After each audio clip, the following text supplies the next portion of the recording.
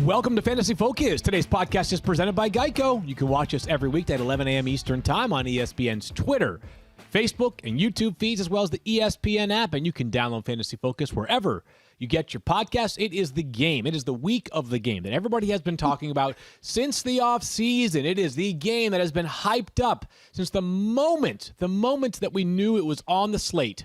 That's right, baby. Week 4. Jaguars and Bengals tonight. Everybody's been talking about it really since the day that, well, actually, I don't know. It's really Bucks Patriots week, but I digress.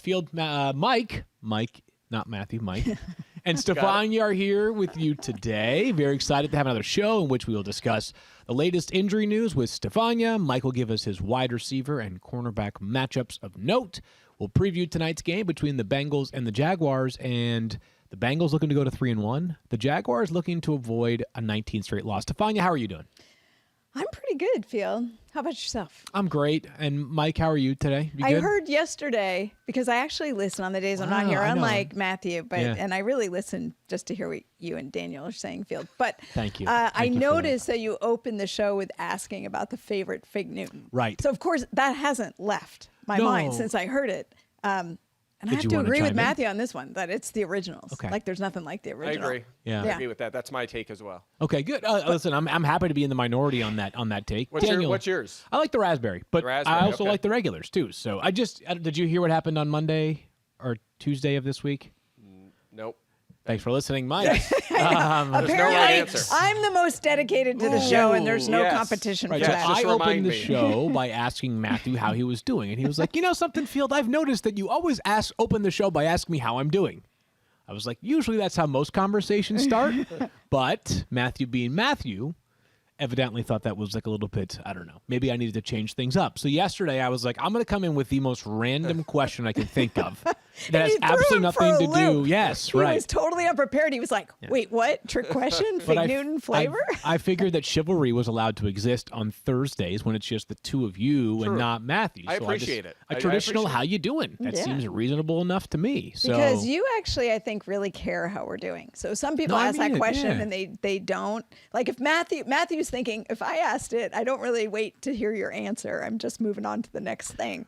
Right. In Matthew's mind, he's like, rather than being like, hey, Stephania, like, how's it going? He'll be like, so, Stephania, will you trade me DK Metcalf for Terrace Marshall Jr.? Because that's really what I care about here, and that's kind of like the extent of this conversation as far as I'm concerned. Exactly. There we go. All right, anyways, let's talk about football then, shall we? Let's do it. Okay, let's do it. Hey, I'm doing well too, guys. Thanks for asking. Just right here in the studio, too. Oh, sorry. Daniel, what's up, bud? What's up, bud? How are you? Who's that guy? It's the lovely Daniel Dopp. Wow. The man, the myth, the legend. Wow. We have some injury updates and hopefully some good news to start the day, as we could all use some on this Thursday. Fine, let's go to Minnesota, where we know that Dalvin Cook missed all of last week's practice and the game when they were back on the field on Wednesday. What was Cook's participation? He was there. He was practicing, and he actually is encouraged about his status for this coming week.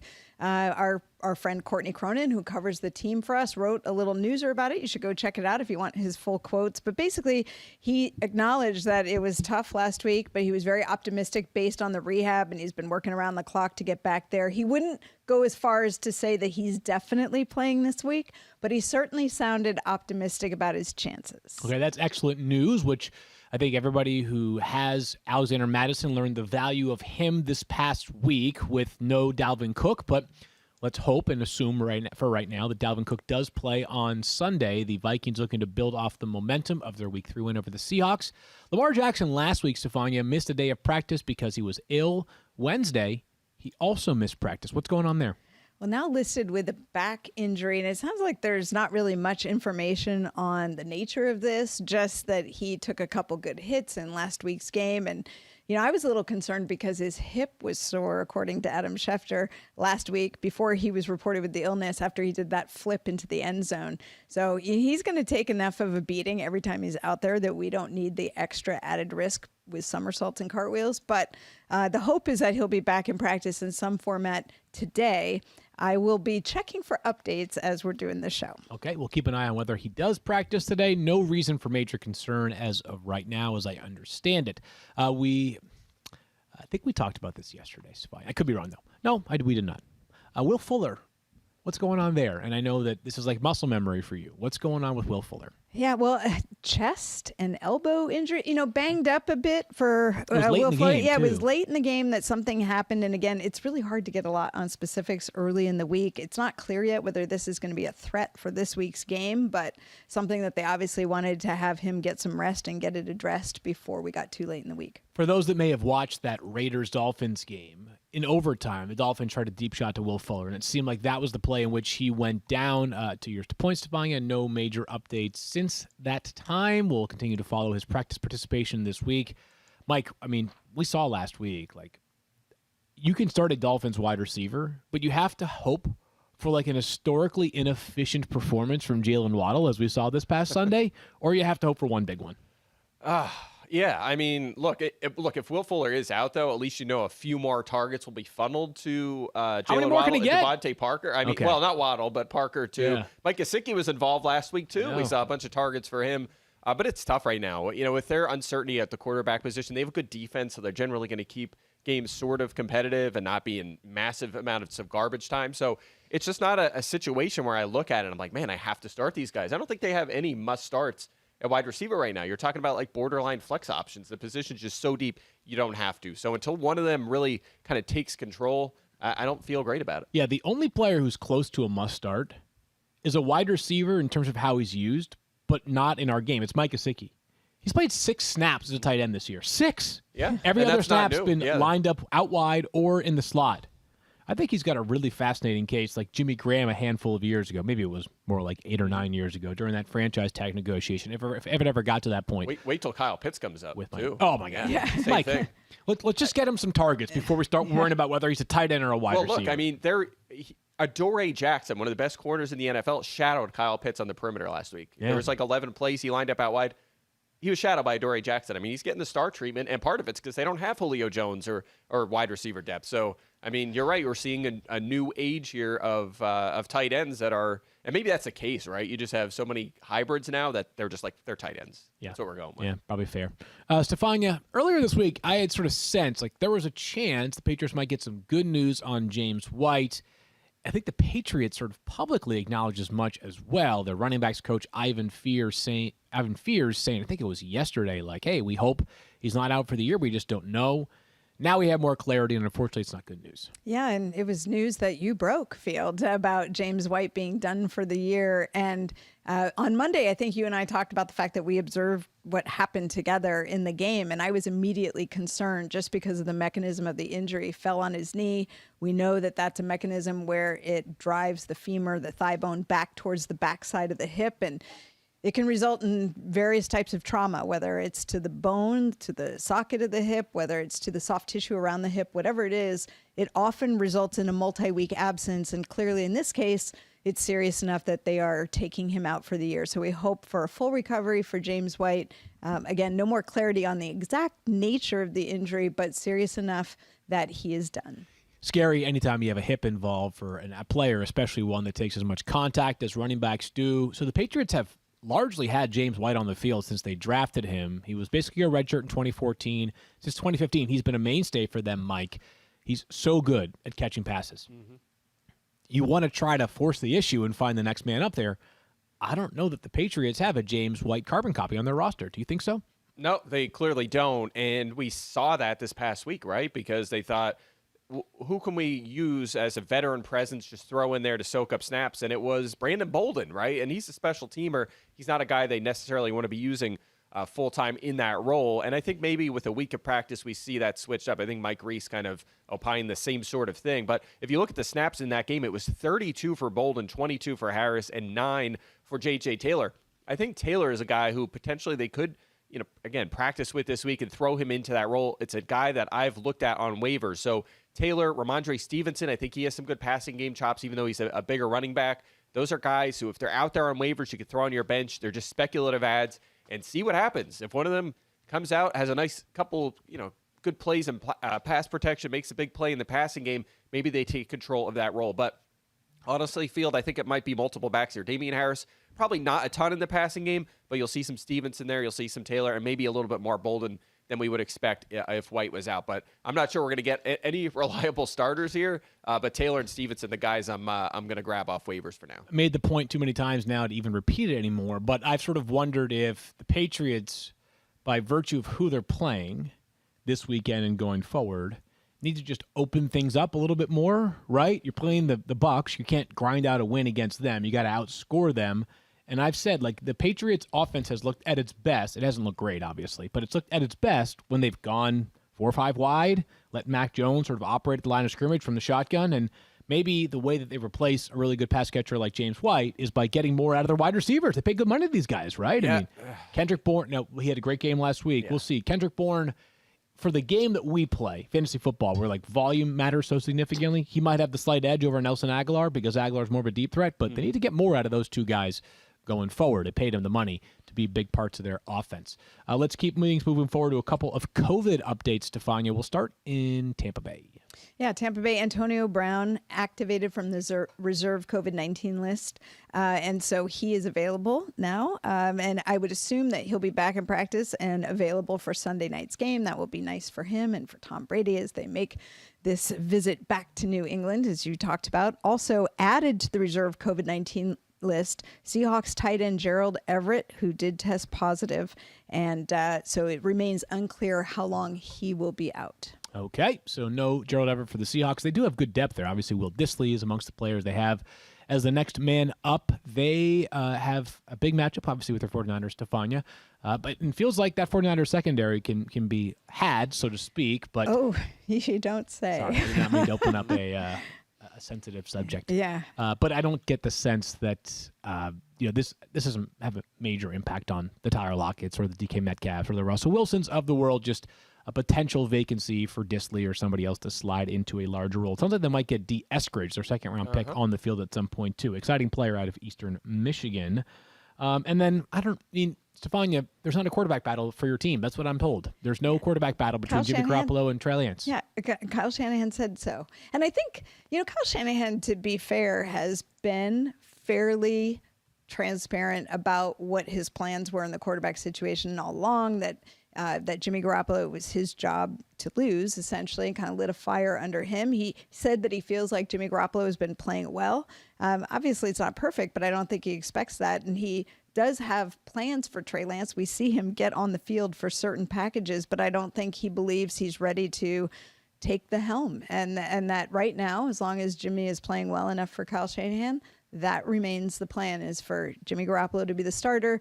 He as much as indicated that there wouldn't be this rotating situation, kind of like we saw in that preseason game where they were rotating them in and out of series. But sounds like when you're going to see Trey Lance is more in these special situations, at least for the time being. And I kind of get it. This is going to be one of those things that every Sunday when Jimmy Garoppolo is not looking good, people are going to say, hey, what's the deal here? Why not more Trey Lance? And in some ways, those touchdowns that we saw, or that touchdown that we saw from Trey Lance, doesn't help things, right? Because it's like, oh, I told you, you gave him the football and he scores a touchdown right away. It's also the single easiest play in NFL history to run for a good athlete. Can I just say something about that play? It was funny because I was watching. I could have scored, Stephania, and I run a 9.2 40. But it was also the play, like as soon as I go, look, the receivers are in a bunch on the right. He's going to run to the left. That's going to be the play. And it's exactly the way that it was set up. It is exactly what we saw in training camp. So it wasn't really a huge surprise. And I thought Jimmy Garoppolo played better than people are giving him credit for. Yes, there are a couple of things that he would take back, but he engineered a drive that got them down the field and had them leading by the time with 37 seconds left. The only problem being Aaron Rodgers on the other side of that 37 seconds. 37 seconds. I don't know. Again, we've been talking about this a lot this week. It's just like, I know we all see a special skill set in Justin Fields and Trey Lance and Trevor Lawrence and Mac Jones and also Zach Wilson. But these coaches have every bit of information. If Trey Lance was demonstrably better than Jimmy Garoppolo, he'd be starting right now, Mike. Right. I know that there are things that he does a lot better than him. And I know that Jimmy Garoppolo ain't Tom Brady back there. But the fact of the matter is, this team, which is, by the way, clearly good enough to win a lot of games this year with Jimmy Garoppolo, is going to stick by the player that they think is better. Let me ask you this fantasy question-wise. Trey Lance a droppable player right now? He's certainly not a must-roster player, much like Justin Fields was. Coming into the season, you could say the same thing, right? As long as they're not starting, they're not must-roster guys. The thing is, as it's going to come down to two letters, W and L, wins and losses for the 49ers, right? If they're winning games, Garoppolo's still going to be in there unless he's really struggling and they're overcoming that, which is unlikely. But if they're losing games at some point, Lance is going to get the call. But here's the thing. I think you can honestly make the case that Lance is more valuable in fantasy than Garoppolo. Why? Because you're not starting Garoppolo because Lance is there. He's already stolen 2 touchdowns in 3 games. So how could you feel confident putting him into your lineup as a top 10 or top 12 option? I'm pretty much never going to have him ranked there, barring the greatest of circumstances or if Trey Lance is out. So I think you can make the case that Lance is one of those guys on the end of your bench with some upside. Should he get the call? Remember, Jimmy Garoppolo, his durability hasn't been great throughout his career as well. So he's on that list, that short list of upside guys for the end of your bench, but he's definitely not a guy you must keep on your fantasy roster. I think just to throw this in here, even though it's not on the list, I mean, there's always 49ers to talk about. I think the more important injury situations for this week for the 49ers, and we'll update it tomorrow, is the status of Elijah Mitchell, who's limited. We don't know what the running back situation is going to be this week. And then George Kittle was on the injury report because of a calf issue, but he's expected to play. Okay, that's good news there for George Kittle, who he always plays. Well, I guess he's had some injuries, but not last year. I'll just say this: when it's an injury you can just manage, George Kittle is certainly going to be able to play. All right, and with that, it's time now for a game preview. Game preview. Thank you, Daniel, very much for that. And again, this is an exciting matchup here between the Jaguars and the Bengals. If you are into the big storylines, which there is, which is Joe Burrow, Trevor Lawrence, they faced off against each other during their college days. They have a chance to do so again tonight. Both teams feeling very good about their futures. Jacksonville fans a little bit less optimistic about their present. But let's begin on the Jacksonville side. And Mike, coming into the season, Trevor Lawrence was, generally speaking, ranked highest amongst rookie quarterbacks in fantasy. That's been correct.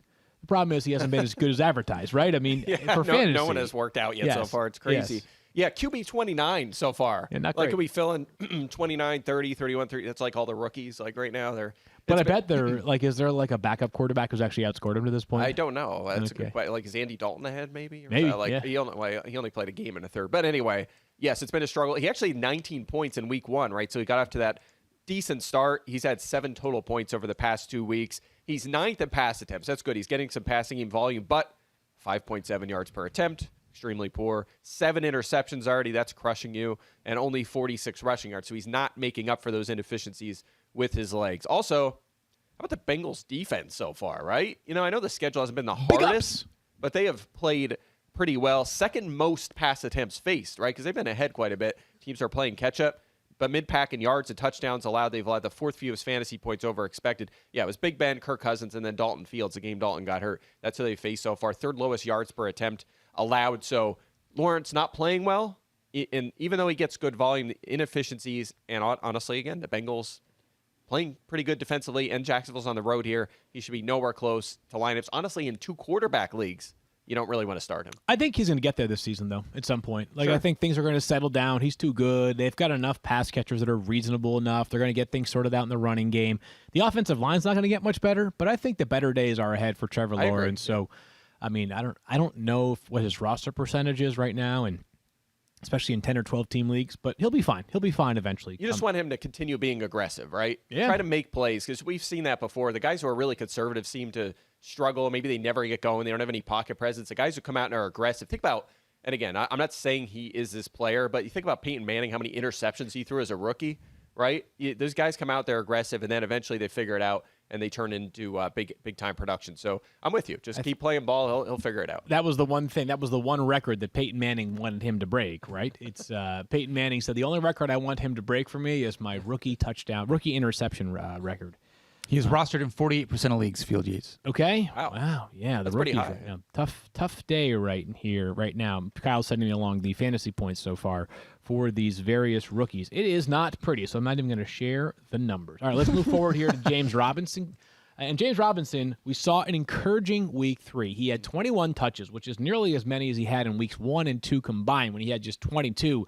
Mike, I think things are trending in the right direction here. Another player that I'm excited about going forward in this Jacksonville offense. Yeah, I agree. Actually, last year, we know how good he was last season. He averaged 4.5 yards per carry. He's actually 5.2 this year, so he's actually been a little more. He didn't want to get too caught in yards per carry, but nonetheless, averaging over 5 yards per carry. That's good.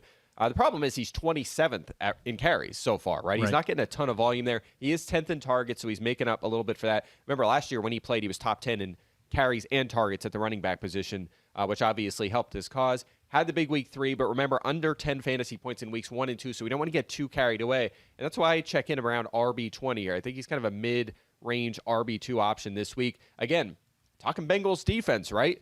They faced 39 running back targets so far. That is most, but they're allowing 4.9 yards per target. That is 6th best. They're also allowing 3.0 yards per carry. That's 4th best. The Vikings, Steelers, and Bears running backs against them did not clear 67 rushing yards. None of them. Each of the 3 units, none of them cleared 67 yards. So again, another situation here where the Bengals playing good defense, shutting down running backs, and that should hurt Robinson a little bit. You know what? I just figured this out though. This is good. So this is the fantasy football gods putting the Jaguars on prime time tonight. And here's the reason why: is that we all try to watch as many games as we can during Sundays. However, there is nothing like watching a game in which there is no other game to compete with it on. Every take you have gets amplified 100 times over. Our friend Ryan Russillo used to talk about this. I remember the year that the Eagles played the Falcons on Thursday Night Football in week 1 of the season? No. Mike, after they won the Super Bowl. After they won the Super Bowl, right? Yeah. And Matt Ryan, I'm pretty sure Matt Ryan struggled in that game. And everybody was like, Matty Ice is done. Mm-hmm. Matty Ice, kick him out of the league, right? Because he struggled in prime time. It's the only game we're watching. That can have a really strong impact on our perceptions of players. It can also work in our favor, though, because tonight what's going to happen is James Robinson's going to have a couple runs, and we're going to be like, dude, this guy is such a baller. Remember how good he was last year? Mm-hmm.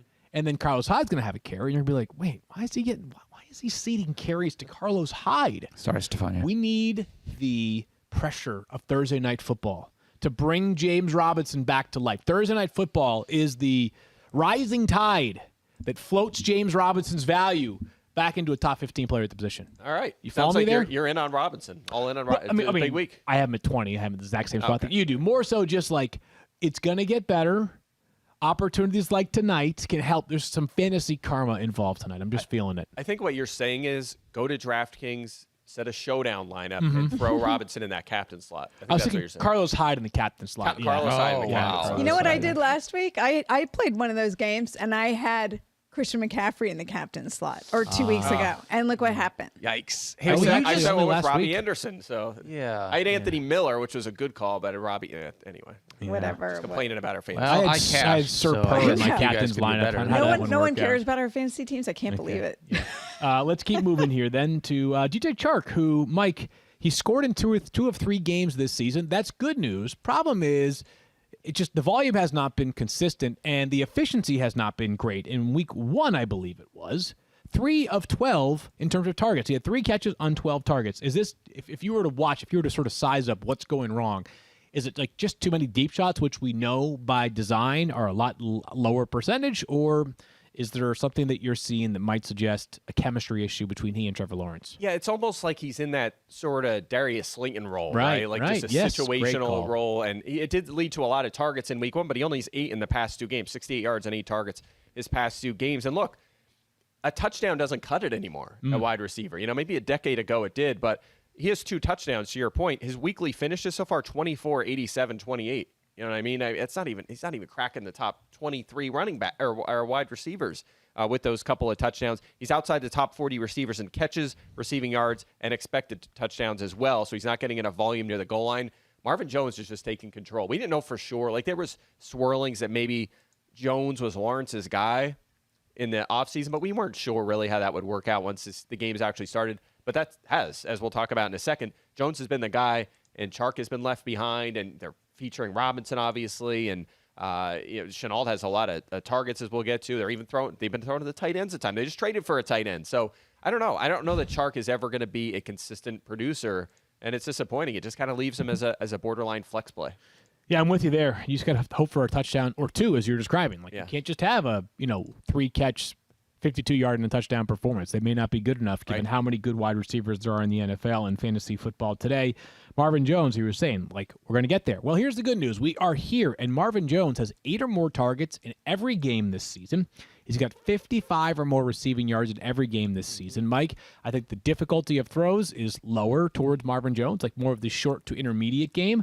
The chemistry is apparently there, and he's just like, it's not like Marvin Jones being more productive than DJ Chark is some great miracle. Like, Marvin Jones, been in the league for a long time, really good football player. Yeah, no question about it. He's been top 36 all 3 weeks, so he's giving you a floor, and he can deliver a high ceiling. He's 20th on the season. You just talked about his consistent yardage and target usage week to week, and also still getting those end zone targets. We talked about him in the offseason about how he consistently is up top in average depth of target and end zone targets. He has 4 of those. He's third among wide receivers there, and he's 6th in air yards. So again, getting the high value targets this season as well. So like the volume of targets, like the location of those targets, his target share is 25%, which is pretty gigantic. It's going to keep him afloat in fantasy. The Bengals, by the way, 9th most fantasy points to receivers.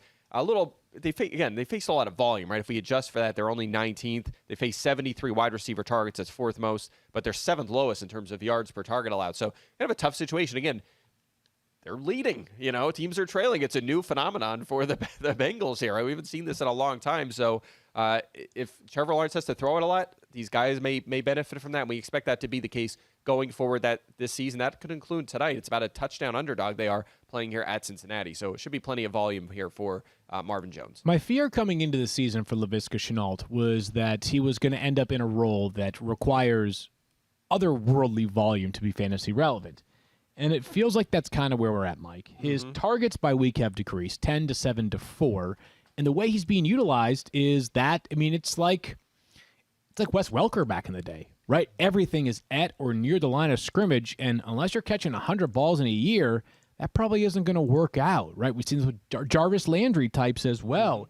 It's disappointing. We all like the player. We all think the talent's pretty unique, but he's much more of like an X-Factor wild card than he is a consistent fantasy threat or anywhere close to it. Yeah, last week he had a 20-yard catch, like at the beginning of the game, and I was like, oh my is that a typo? God. Like, is that a mistake or so? Like, what happened, right? Of course, it didn't work out the rest of the way. He just had a few more targets, to your point. So, yeah, 13, 9, and 2 are his fantasy point totals so far. 95 yards and 19 targets. His average depth of target, just to put a number on it, 4.6. That's 4th lowest among all receivers with 15-plus targets. It just, again, opposite of Marvin Jones. The target volume's okay, but they're not high-value targets. He's not startable right now. It's really disappointing. Yeah, 13 catches for 95 yards on the year for Laviska Shenault. Just over 7 yards per catch.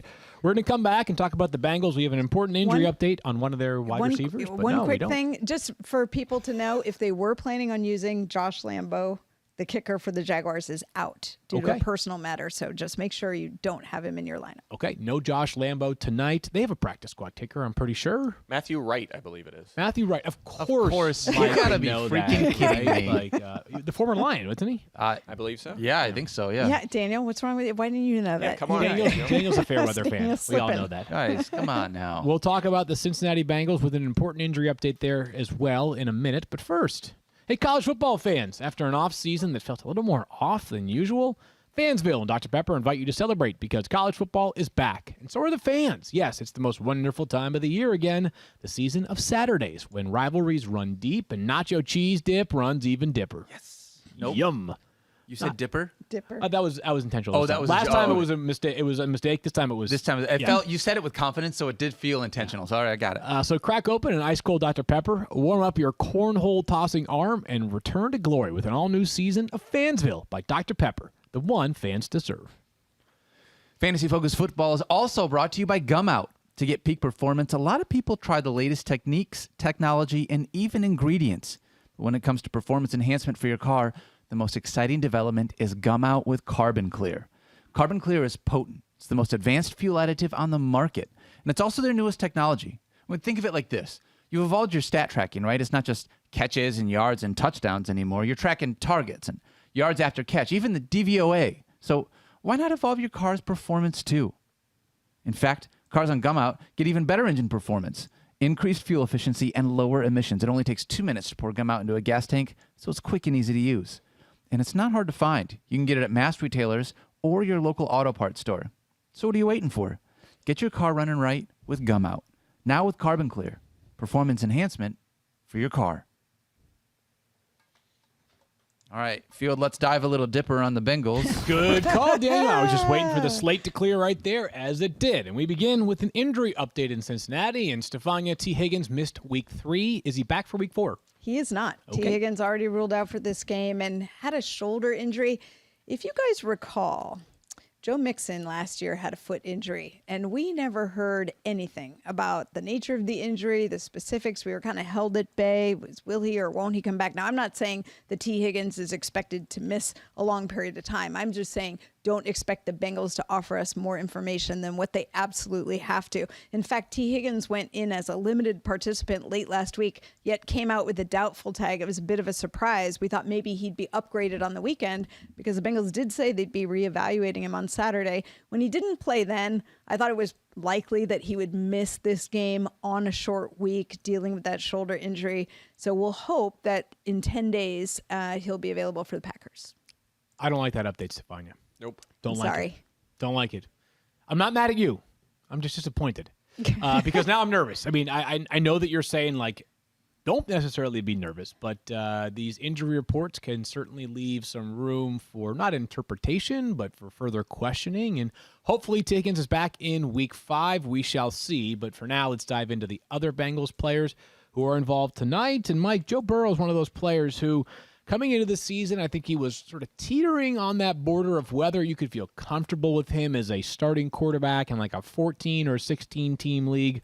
What do you make of his matchup tonight and how he's performed so far this season? Yeah, again, last year he was kind of bordering on QB1 value because he had so much volume, right? So much volume. This year, it is the opposite. Again, game scripts have been good. They've been running the ball a ton. They haven't really needed him. He's QB 23 in fantasy points. 17th has been his best weekly finish so far. He's 29th in pass attempts. You're just not going to do it unless you're running a lot. Winston right now. Right, and exactly, same kind of thing. And he doesn't make up for that with his legs. He's 9 rushing yards so far. He does have 7 passing touchdowns. It's 5th most, so that's kind of helped him a little bit in 2 QB leagues, but just not enough to be a good fantasy quarterback right now. The good news is, maybe he does have another 3 or 4 touchdown game because they're playing Jacksonville, and they are struggling against the pass. 9.2 yards per attempt, 74% completion percentage. Both of those are 3rd highest in the league this season. They only have 4 sacks, 1 interception. They've allowed at least 290 yards in all 3 games so far. So maybe he pulls it off this week, but he's still a risky play just because, again, no legs,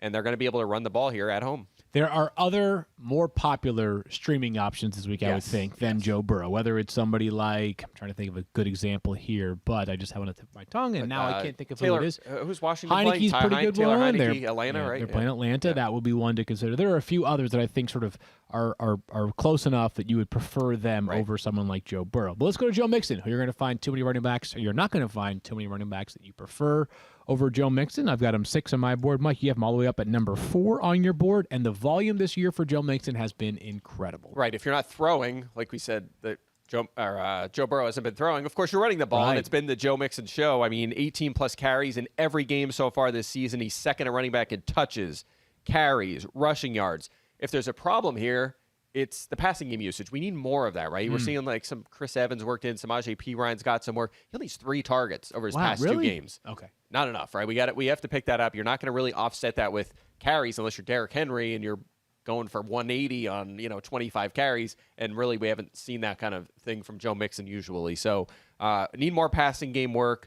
The Jags have allowed the 5th most fantasy points to running backs. They've allowed the 2nd most rushes, but they're only allowing 3.3 yards per carry, which is 8th best.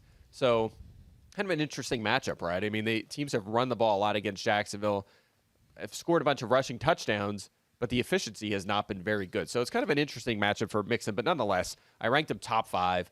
They should be ahead. They should be running the ball. He's a really good player. Hopefully we get 5 targets instead of 1 or 2, but at the end of the day, you have Mixon, he's in your lineup. Lineup lock for Joe Mixon tonight. And it's time now for us to get to the wide receiver cornerback matchups of the week. And it's not that we're done with this game preview. It's that Mike Clay's column, which of course is out now on ESPN+, highlights teams that have positive matchups and teams that have negative matchups. And one that has a positive matchup is the Bengals, Mike. So let's get into the two leftover wide receivers, Jamar Chase and Tyler Boyd. Tell me about Jamar Chase's forecast for this week. Yeah, so again, really interesting start to his career here, right? I mean, he's the number 11 scoring receiver. That's terrific. He's 220-plus point games, at least one touchdown in all 3 games. This is all good news, right?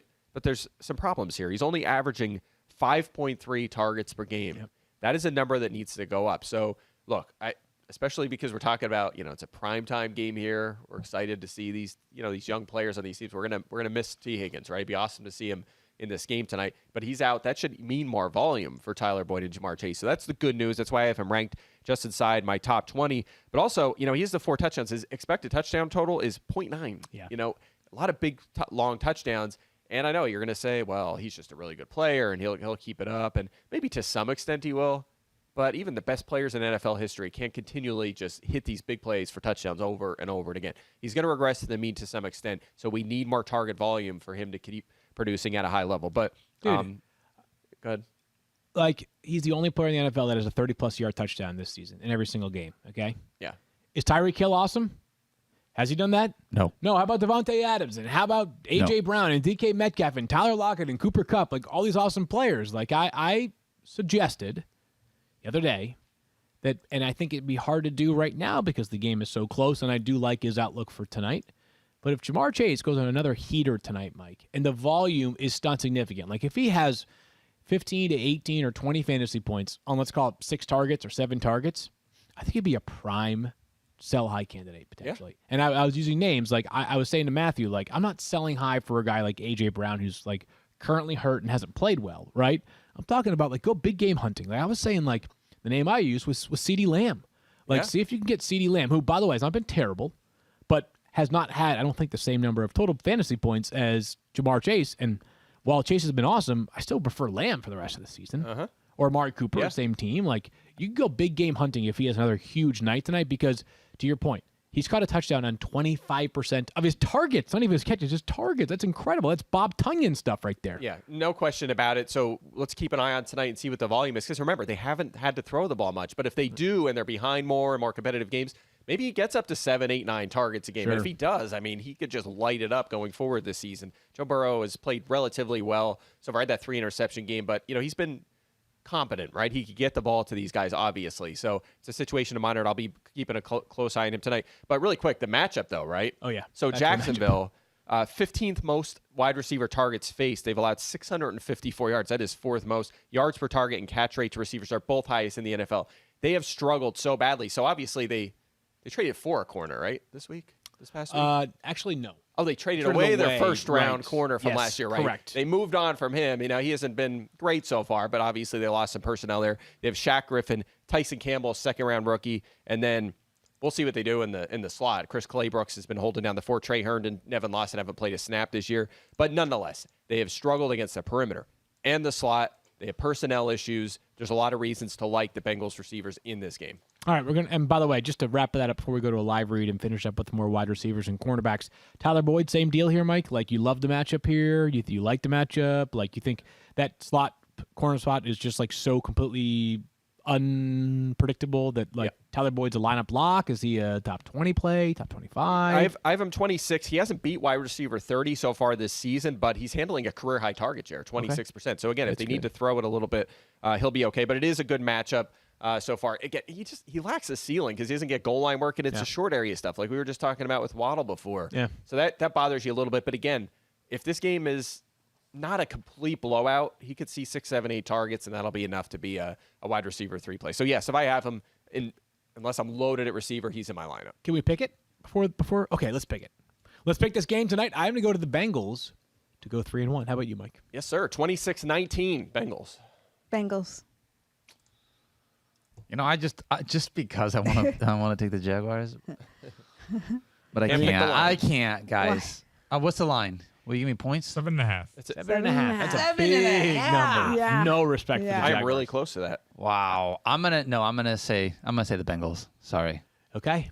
Wow. Duval. We Duval have Nation. a clean sweep for the Bengals. All this confidence behind Cincinnati. I love it. Yes. Good stuff here. All right, we're going to come back and finish up with Mike's wide receiver cornerback matchups in just a minute. But first, do you own or rent your home? Yep. Sure you Sure do. you And I do. bet it can be hard work, but you know it's easy? Bundling policies with Geico. Geico makes it easy to bundle your homeowners or renters insurance along with your auto policy. It's a good thing, too, because you already have so much to do around your home. Go to geico.com, get a quote, and see how much you could save. It's Geico easy. Visit geico.com today. That's geico.com. Forge your NFL dynasty in Madden NFL 22 with new franchise features that deliver even more control. Manage your coaching staff and upgrade them with new talents. Devise a new game plan for every opponent with in-depth weekly strategy. Experience the ups and downs of a real NFL season with the enhanced season engine. Madden NFL 22. Game day happens here. Available now. Boy, as if I didn't love the ups and downs. Oh, okay, hold on. Sorry. Boy, as if I didn't love the ups and downs of an NFL season just in real life, I can also experience the ups and downs in Madden, too. You're lying. Maybe you time. should play another. Maybe you immune should to be this. somebody else besides the Lions. Someone other than the Lions when You're I play immune to Madden. it all, Daniel. Yeah. Have you been playing it? You enjoying it? I love Madden. Yeah. Do you- I know you're a Freaking long time player. So Do you say, I'm in the Madden game. I know you're in the Madden game. You and Matthew both. Matthew says the I used to weirdest be. stuff. But your I got stuff is fired. always on point. You I used got to? fired. I did an insensitive tweet in the game, so Is that what? Wow. What that's they're like auto-generated. That's I know it's funny. I did do that for a couple of years. It ago, is so- that is funny because they are all auto-generated. Yeah, they were kind of bad though. Like mine were program weird, where they were saying like the Browns have a great matchup against the Browns this week, and like people used to send screenshots to me all the time. I'm like, I'm not actually tweeting this stuff, right? Like, Oh, man. A lot of But, AI that out was there. cool, though. There's a lot of AI in the fantasy community, though, right? Like, I got, I'll just be quick here. I play one league on a platform that's not ESPN. It's not my decision. It was never my, okay? I did For not shame sign and it up. for This scandal. this league this is like 10 years running, so it's a keeper league, and it's really hard. It would be really hard for us to offload the data into a different system. And before this season, I got picked to finish last in our league. And then yesterday, we got our Week 4 report, and it was like I was the second-ranked team in the power rankings, and it was like just as we predicted during the preseason, Field's team is strong. And so the commissioner and I were texting. He's like, "Dude, what is going on here?" Like, I thought we all punked you because I get a lot of crap if my team does not look good on paper coming into the season, right? So. Can't imagine that feeling. Yeah. Yeah, exactly right. None of us ever heard mean things on the internet. Let's move forward, or I guess move on with Mike's wide receiver cornerback matchups. And we talked about the good side, Mike. Let's talk about more of the good side here, as we have. I feel like you're kind of picking on the Vikings. I these know, days. man. But just say your This thing. is I'm kind of mad at myself here, right? Because I was so high in the Vikings defense coming into the season. And look, They I were think better that- last week. Look, they could be 3-0. They had a couple. They lost in overtime to the Bengals. They missed lost a field on goal. a field. They missed a field goal against Arizona. It's just Kirk Cousins could be your MVP frontrunner. right. It's just crazy. Like they are playing well offensively, really well offensively. They were top 5 in touchdowns last year offensively, and the defense I think will come around once everybody gets healthy and they kind of come together. A lot of turnover in the offseason, a lot like Cleveland, right? A lot of roster turnover, but the talent is really good. So anyway, they're playing each other this week. Odell Beckham, a good matchup here against the Vikings, the way they're playing in the secondary right now. Breland, again, we picked on him last week, but he allowed 6 catches on 6 targets for 67 yards and a touchdown against Seattle. He's having a hard time this year. He's allowed 64 fantasy points. It's second most among all defenders. As a group, the Vikings, 4th most fantasy points to receivers and most over expected, and the 4th most to the perimeter. Odell Beckham last week, 83% perimeter. He's back. He looked terrific. He looked healthy. He was heavily targeted. He's going to see some Peterson. He's going to see a lot of Breland in this game as well. If you have Beckham, no reservations, right? You're starting him again this week. Yeah, you've got him at 27. I have him at 32 on my board amongst wide receivers this week. Another matchup that, Mike, this feels like one where all the buzz this week leading up to the Patriots and the Bucs has been about all the advantages the Bucs have against the Patriots. However, there might be one that you like for New England. Yeah, so this is really interesting. You think about the matchup, right, personnel-wise, and we know teams don't run, and I'll get into this more in a second. Teams do not run against the Bucs because they're a dominant defense against running backs. They just shut them down consistently all the way going back to the beginning of last season. And also they have good linebackers, right? That makes you a little nervous about Henry and Jonnu Smith, right? So where are the targets going to go? You would expect them to be funneled to the receivers. And that's what's happened so far this season. The Buccaneers have allowed the most fantasy points to receivers, the most to left perimeter receivers, the most to right perimeter receivers, fifth most to the slot. Wherever these guys are lining up, they are beating up on the Buccaneers. They've actually, the funny thing is they've been okay, right? They're actually about average in terms of actual allowed versus expected. But the problem is they face 95 wide receiver targets, right? To my point, their teams are just attacking the wide receivers against this group. And let's talk about their cornerback situation here, Field, right? So you have Sean Murphy-Bunting, a starter. He's out. He's on IR. Yep. Jamel Dean got hurt last week. He's questionable this week. And then you have D. Delaney would be the next guy up to replace him. Ross Cockrell's manning the slot in place of Murphy-Bunting. And then you have Carlton Davis, right, who I think, I've talked him up a lot. He's a good young corner in the league. At times he's been really good. Last week, the Rams threw 4 touchdowns. He was the assigned corner. He was lined up against the guy who scored on all 4 touchdowns. And they weren't all his fault, but some of them were his fault, right? He made some mistakes for sure. So across the board, they're having cornerback issues, whether it's injury or execution. Teams are attacking wide receivers against them. And now you have Nelson Aguilar, Kendrick Bourne coming off a good game. They're going to see Davis or Dean or Delaney on the outside. A lot of Ds there. And then Jacoby Myers is 82% slot. He'll be up against Ross Cockrell. So across the board, even if they're not super efficient, it should be a high-volume game here for the Patriots wide receivers. So I think they're upgrades. We'll see if the Patriots decide to take a much more aggressive approach this week, and if they want to let Mac Jones look more like the player he was during his time at Alabama, during his final season there. If you had to pick one, I'm assuming you picked Jacoby Myers amongst the Patriots wide receivers? Yes, I like him. Yeah, I have him kind of high. He's one of the guys that just kind of pops, just like a high-ranked guy this week. So lots of targets there. There you have it. I posted this stat on Twitter. He is the most, if you just line up everyone who doesn't have a receiving touchdown in NFL history, all the wide receivers that haven't scored, he has the most targets. Everyone. He's never scored a receiving touchdown? He's never caught a touchdown in his career. He's thrown one. Over 100 catches. And that's amazing. He's thrown 2.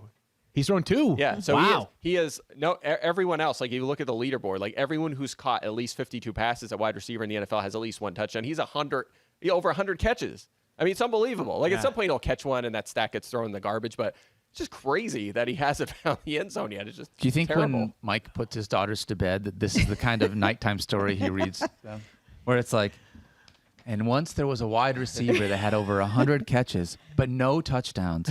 But he threw for 2 passing touchdowns. What, Daddy? Are you serious? 2 passing touchdowns?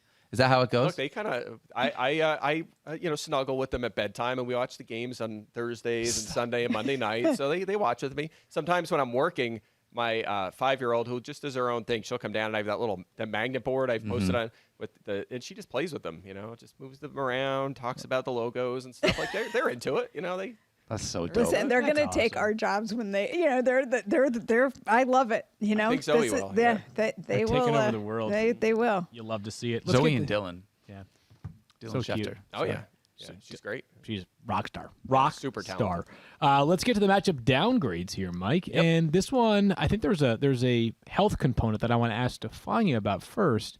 So DeAndre Hopkins, Stephania, obviously played last week, but was clearly banged up. What's his status right now, early in the week for the Cardinals? Well, as of today, he is back in practice. So just got that update that he's back in practice today. Clearly, last week, we said you can't really leave DeAndre Hopkins on your bench if he's playing in a game because we've seen him play through things so many times. Obviously, rib injury is much tougher because of all the compromise as far as absorbing contact and even just being able to run around. But DeAndre Hopkins was on the field. It wasn't that he wasn't out there, and he may have effectively served as a decoy if you look at the production of his counterparts there in A.J. Green and Christian Kirk. But this week, it looks like he's back in practice. I would expect him to play and probably with another week of rest be a little bit healthier than he was last week. But this is the matchup of the week, in my opinion, in terms of individual player versus another individual player. So, Mike, tell us more about what we need to know against Jalen Ramsey. Yeah, this is interesting, right? So DeAndre Hopkins, Arizona is one of the only teams that doesn't move their receivers around. So DeAndre Hopkins, left wide perimeter,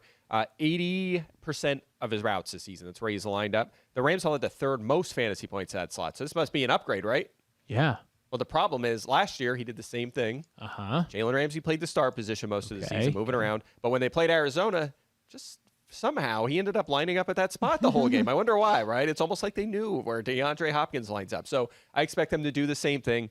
In last year's 2 games, he was on him on 55 of his 68 routes. That is a big number. It's even when guys are shadowing, that's a high percentage. 50 of his 56 perimeter routes. Hopkins in those games, 12 catches, 87 yards, 1 touchdown on 23 targets. When he was against Ramsey, only 6 for 52 and no touchdowns on 16 targets. So even when they tried to go to him, Ramsey did a nice job. He was unable to catch the ball very much. So Ramsey hasn't shadowed this season. It's not 100% because Hopkins hasn't been dominating like he normally does. But I think there's a really good chance you see Ramsey in that spot throughout this game. I've got him at wide receiver 16. You have him at wide receiver 13, Mike. But still, some concerns about DeAndre Hopkins having a monster day on Sunday. A couple more downgrades for the wide receiver cornerback matchups. Let's go to one that features 2 players who have been exceptional for their respective teams this season. Yeah, so Stephon Diggs and his brother Trevon Diggs both have a catch all 3 weeks so far. How about that? How about that? That's Right? amazing. That's Trevon another. Diggs has an interception in every for game. you, That was definitely I like stole that from somewhere. Who said that? I was going to say, do you run out of just normal stats and you're like, what kind of dumb stuff can I find to bring on yeah. the show? Mike is going to be 100%. writing popsicle stick jokes for us one day. Yes, Like, that's true. Yeah, I got you covered. Or I'll just put stats on there. Like, Yes, this player's correct. OTD. Anyway, the kids will be like, "What is this?" I'm not. There's Anyway, always going to be like, well, OTD, guys, is. That'll be real that's on the cute. next stick. You have Yeah. to eat the next popsicle, and then you get the. All right, let's talk about this back. DJ Moore, yeah, terrific this season, but Trevon Diggs has been awesome. On top of the interceptions, he has been shut down in coverage. He shadowed Mike Evans week 1. He had 2 catches for 15 yards against him. Keenan Allen, he shadowed most of the time in week 2, 2 catches for 72 yards and 19 routes against him. A little bit better there for Allen. But then Devontae Smith actually did not shadow him on Monday Night Football, but he was on him on 22 of his 40 routes. He only had 2 catches for 9 yards on 4 targets on those plays. So he's 3 for 3 against the guys he's been on the most this week, with Moore on the perimeter 84% of the time.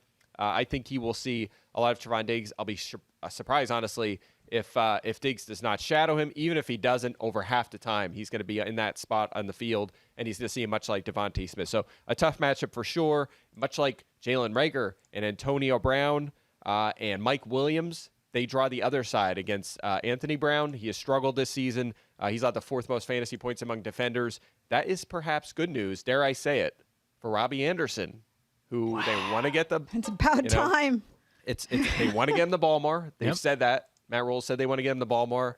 This could be one of them fix me games, right? Or what do you call it? Like Get right game. A get right game. That's what I'm trying to say. It could be. Fix me. I love fix that. Me. Fix me game. love That's that. what hashtag fix me game. Hashtag fix me games. I just love Robbie Anderson's player headshot. It's by far the best in It's the so NFL. great. If you- Yeah, for those don't that are ever watching change right now, Robbie it's Anderson. It's like a Ferris wheel of hair. It's amazing.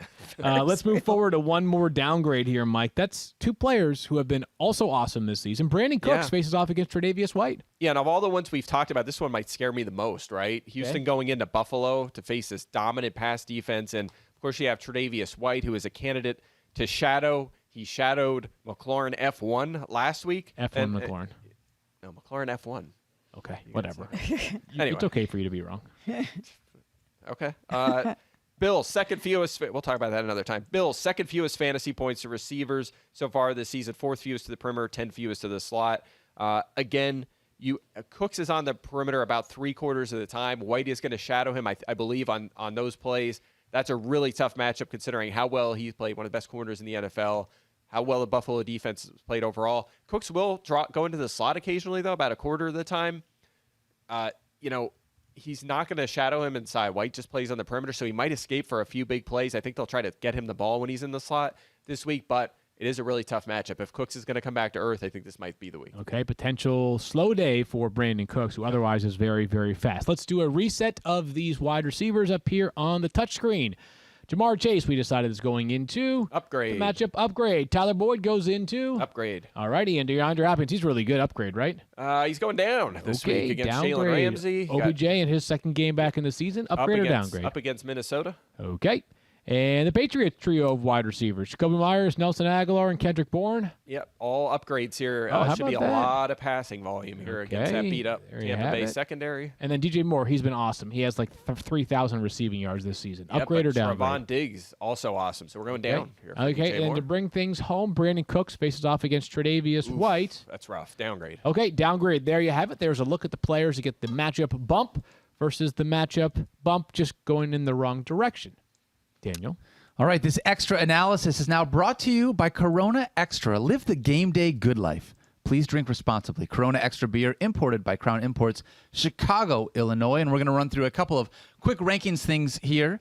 Mike thinks that Ezekiel Elliott against the Carolina Panthers is a mid-tier RB2. Mike, you've got him at RB15. Yeah, this one caught my eye. Field has him as RB7. Mike, come? what the heck, dude? Yeah, what the heck, dude?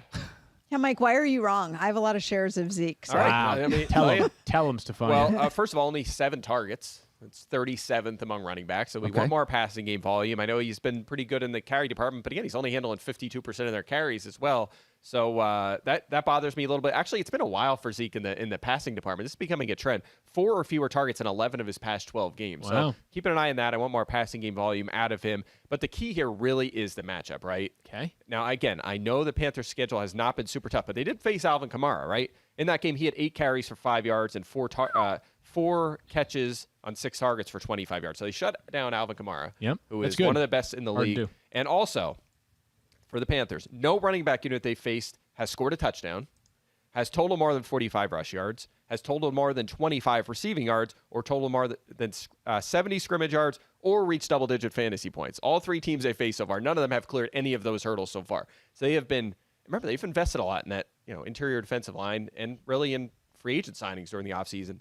I'm a little nervous about that. I think this might be a passing game for Dallas here. They've the Panthers' just run defense has been straight up dominant. And again, if it was just like, okay, 3 kind of layup matchups, fine. But Alvin Kamara, too, when you see those atrocious numbers he put up in that game, it makes you wonder, Makes So- you a little bit I nervous docked now. him a little. You still I got to docked him a play him. little for it. Still got to play him. But Mike Yes. is making us all a little bit nervous. Don't worry, Stephania. We can yeah, just ignore but Mike. Zeke We has can laugh at Dak him and on Kamara had, Jameis. So, That's fair. Yikes. so I take your analysis and I throw it in the garbage. Wow. Wow. She even did like a little, I wish you could have seen it. She like crumpled it up with Crumpled her it up. hands and then like threw it in a Clearly little trash heavily can. invested in Ezekiel Elliott. She's That's just not correct. here. That's so great. That's All right. correct. You two- I'm manifesting here. Yes, That's what I'm there doing. is. I'm manifesting. So I'm You feeling two it. are the lowest on CEH this week against Philly. Obviously, he had a nice week last week, but I'm curious, what is it that you're looking for from Clyde Edwards-Helaire this week against Philly? And if you see more positive news, is that going to start to change your mind, or you still need to see more than just 2 games in a row from him? 2 things that I've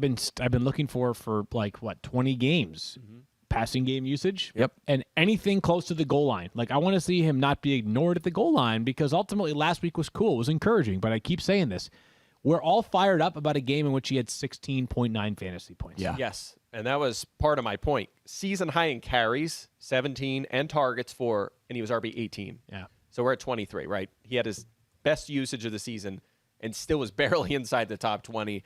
That should bother you a little bit. Not getting the goal line work, only 8 targets this season. And the Eagles have allowed the 9th most fantasy points, but they faced a ton of running back volumes so far this season, including Dallas last week. So, we're fine. We're ranking him as an RB2, but I just don't think that you feel super great about him right now. You need to see more. All right, last one real quick. Why does Matthew have Dalton Schultz at tight end 13, and is he an idiot? Mike, you've got him at 19. Field, you have him as not rated. Yeah, so he's not an idiot. Not I actually ranked, mentioned this a excuse couple days ago on Twitter, is that Dalton Schultz could get paid this offseason. Tight ends have he's been gotten good. paid, and not tight ends who've had Travis Kelce-like production, right? I mean, Jonnu Smith got paid a lot of money. He had never had 450 receiving yards in a season. Austin Hooper got paid a ton of money. Dalton Schultz is the next man up. You look at his numbers since the start of last year, they're really good. The reason why it's harder to rank him, though, Mike, is simply because what is he on his own team in terms of he's probably the number 3 or 4 or 5 target, and he had, a very, very, very good week 3 coming off of a very, very quiet week 2. It's tight end. That's what this is. Yeah, and if you watch that game, you know that the game plan for Dallas was not to use Lamb or Cooper necessarily. They had 8 combined targets. They were showing the plays, like Greasy and Riddick were breaking down the plays where they were running these, both tight ends would run and then cross, and they were trying to trick the safeties, right? They were trying to take advantage of the beat-up safety situation for the Eagles, and it didn't work the first play. It did work after that, right? Yeah. And obviously, Jarwin took advantage to score 2 touchdowns. So it was part of the game plan with Dallas. Schultz had 6 for 80 and 2 touchdowns in that game, but 8 for 63 and no touchdowns the first 2 games. He's only run 5 more routes than Blake Jarwin this season, right? They're both still going to continue to steal from each other. It's 15-10 in targets as well, and you know the targets are going to get there for Lamb and Cooper. They're going to be utilized more often. I think that will be the case this week. So that's, for me, Schultz is not a guy you're considering as a tight end 1 just yet. So we'll see. But, you're right. Dallas has a history here in the last, 20 years of these kind of backup tight ends for a while, and then they emerge and get paid out. Martellus Bennett may be the highlight, but it just seems like those Jason Witten backups, they just kept churning out, would seem to eventually pay off. Didn't you break the news of where Martellus Bennett signed? Yeah, he actually, it was free agency the day of, he DM'd me for some reason. He was following me for a while. He DM'd me and said, I'm going to tell you right at 4 where I'm signing. I was like, okay. I was still at PFF. I was very, very small time. And sure enough, right at 4:00, he said, I'm going to the Bears, and this is the contract, and I broke the news. Yeah. That was the catalyst to you becoming famous, right? Look That's how at you got to you. Not ESPN. famous, but yeah, Oh, that was awesome. Yeah, that was. Do you stay in that was- touch? What's that? Do you kids stay in touch? No, we don't. Yeah. Does he still follow you? He unfollowed me years later. I don't know. I think I ranked him 25th at tight end one season, and then he just That was unfollowed me, it. and That was it. The honeymoon was over. It was it. Yeah. How many Yeah. times have you told your girls that story at bed? I have not done that, but he actually does children's He books does. now, I was right? Yeah. Which is actually awesome. that's He's a where I great was dude. He's a great going guy. with that. Was that I wondered if the friendship had continued and you had the children's books to prove it. How about Maybe, that? maybe That someday is we'll have a awesome. reunion and we'll become friends again. So. The next tight end, I like that. who is but to sign, should break the news or allow Mike to break the news for that player on his behalf. All right, great stuff as always from Mike and Stephania. We are back tomorrow to dive into the latest on health updates from Stephania and all the most pressing storylines that you need to know to get you ready for the rest of Week 4. In the meantime, enjoy Bengals and Jaguars tonight. Peace out. Do it, Mike. Peace out. Thank you. Stephania, do it.